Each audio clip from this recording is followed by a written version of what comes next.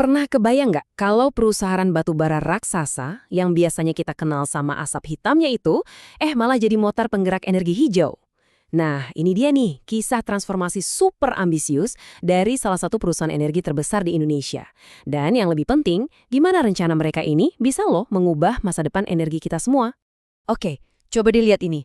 Kalau kita ngomongin perusahaan batubara, apa sih yang muncul di kepala? Pastikan tambang, cerobong asap, gitu-gitu kan. Tapi, gambar ini, panel surya di tengah lahan hijau, ini salah pasang gambar bukan? Bukan, sama sekali bukan. Justru inilah inti dari pembahasan kita hari ini. Sebuah paradoks yang, wow, menarik banget. Dan ini adalah bukti transformasi raksasa yang lagi terjadi. Ya, persis di depan mata kita. Oke, jadi apa aja yang bakal kita bahas? Pertama, kita bakal kenalan sama identitas baru si raksasa batubara ini. Terus kita lihat juga ambisi energi nasional Indonesia itu kayak gimana sih? Nah, ini nyambung ke strategi mereka, namanya strategi jalur ganda. Kita juga bakal bedah tuntas istilah yang lagi ngetren banget nih, hilirisasi. Dan terakhir kita akan lihat perjalanan mereka dari sekedar penambang menjadi perusahaan energi. Nah, dalam setiap cerita besar pasti ada tokoh utamanya kan? Kalau di drama transformasi energi Indonesia ini, tokoh utamanya adalah sebuah perusahaan yang namanya, saya yakin Anda udah sering dengar. Yap, kita lagi ngomongin PT Bukit Asam atau PTBA. Ini bukan pemain baru loh, mereka ini udah jadi tulang punggung industri batubara kita sejak tahun 1981. Terus, mereka melantai di bursa saham tahun 2002 dan sejak 2017 jadi bagian penting banget dari Mind ID. Itu loh holding BUMN tambang kita.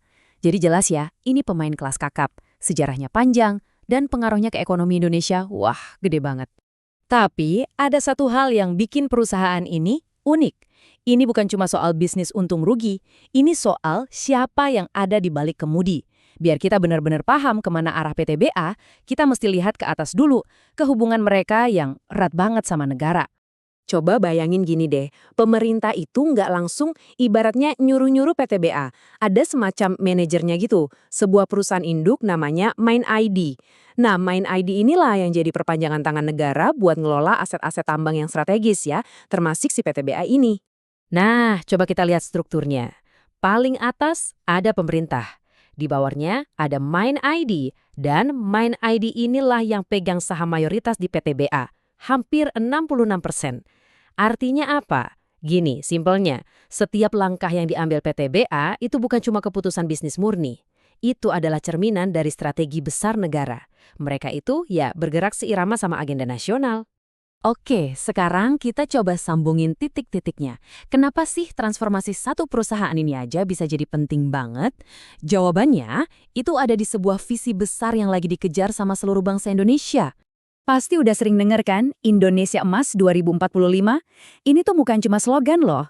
Ini impian besar kita bareng-bareng. Jadi negara maju, negara sejahtera, pas banget di umur kita yang ke-100 tahun nanti. Nah, visi inilah yang jadi kompas buat semua kebijakan ekonomi penting sekarang. Termasuk, ya, di sektor energi. Kalau Indonesia Emas itu tujuannya, Astacita ini peta jalannya. Ini adalah 8 program aksi utama pemerintah buat 5 tahun ke depan. Semuanya dirancang khusus biar kita makin dekat sama tujuan besar tadi. Nah, dari 8 pilar Astacita itu, ada 3 yang jadi bensinnya buat transformasi PTBA. 1. Target swasembada energi. 2. Dorongan super besar buat hilirisasi. Ingat-ingat ya kata ini. Dan yang ketiga, komitmen ke ekonomi hijau. 3 agenda nasional ini ketemu di satu titik, dan boom, menciptakan momentum yang pas banget buat PTBA buat berubah. Oke, pertanyaannya sekarang jadi gini kan, gimana caranya perusahaan batubara bisa ngejar target ekonomi hijau, tapi di saat yang sama juga ngejar swasembada energi? Kayak kontradiktif ya? Nah, jawabannya ada di strategi inti mereka. Mereka sebut ini strategi jalur ganda. Bayangin aja ada 2 rel kereta api, jalan barengan. Di rel pertama, mereka terus gaspol optimalin bisnis batubara yang udah ada. Tujuannya jelas buat ngejamin pasukan energi nasional kita aman. Tapi di rel kedua, mereka juga berekspansi secara agresif ke energi terbarukan dan bisnis-bisnis hijau lainnya. Jadi, poin utamanya di sini, ini bukan soal milih salah satu. Ini soal menyeimbangkan keduanya. Mereka nggak langsung matiin mesin yang lama, tapi malah pakai tenaga dari mesin lama itu buat ngebangun mesin baru yang lebih canggih, lebih ramah lingkungan. Nah, inilah yang namanya pragmatisme dalam transisi energi. Oke, dari tadi kita sebut-sebut terus kata ini. Sekarang, waktunya kita bedah tuntas. Konsep inilah yang jadi jantungnya semua strategi industri Indonesia sekarang. Hilirisasi. Emangnya apa sih itu? Gampangnya gini deh, hilirisasi itu artinya kita stop jualan bahan mentah doang. Udahan. Sekarang, kita ambil bahan mentah itu, kita olah sendiri di dalam negeri, kita ubah jadi sesuatu yang nilainya jauh lebih tinggi. Baru deh dijual. Jadi bukan lagi sekedar gali, jual, tapi kita bangun industrinya di sini. Nah, kalau buat batu bara gimana?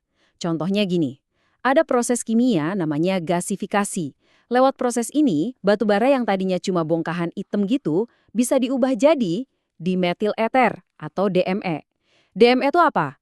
Ini calon pengganti gas LPG yang tiap hari kita pakai buat masak di dapur. Coba bayangin deh, dari tambang jadi bahan bakar buat masak. Nilai tambahnya? Wah, jangan ditanya. Atau contoh lain deh, lewat proses namanya karbonisasi, batu bara bisa diubah jadi grafit buatan. Buat apa sih grafit?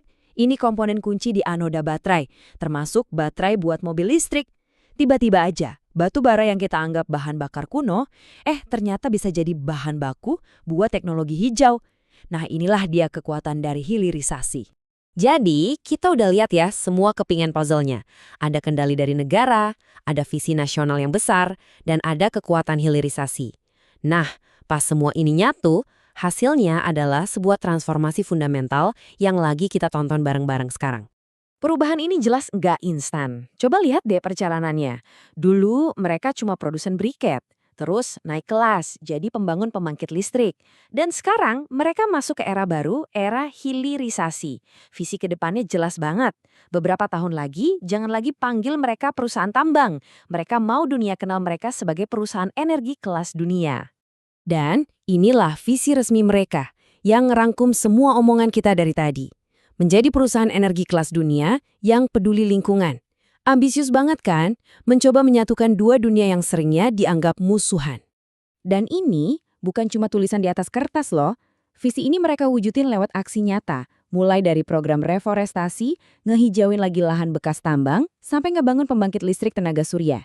Jadi mereka benar-benar coba nyiimbangin dampak dari bisnis utama mereka dengan investasi buat masa depan yang lebih hijau. Nah, ini semua membawa kita ke satu pertanyaan pamungkas. Pertanyaan yang dalam banget sih. Emangnya bisa sebuah perusahaan yang lahir dan besar dari batu bara justru jadi pemimpin buat transisi ke energi bersih? Ini pertaruhan yang luar biasa besar. Bukan cuma buat masa depan perusahaan itu sendiri, tapi juga buat arah pembangunan energi Indonesia. Jawaban dari pertanyaan ini bakal nentuin wajah energi negara kita puluhan tahun ke depan. Dan di tengah-tengah transformasi yang rumit dan penuh pertaruhan ini, ada satu nama yang jadi pusatnya, PT Bukit Asam.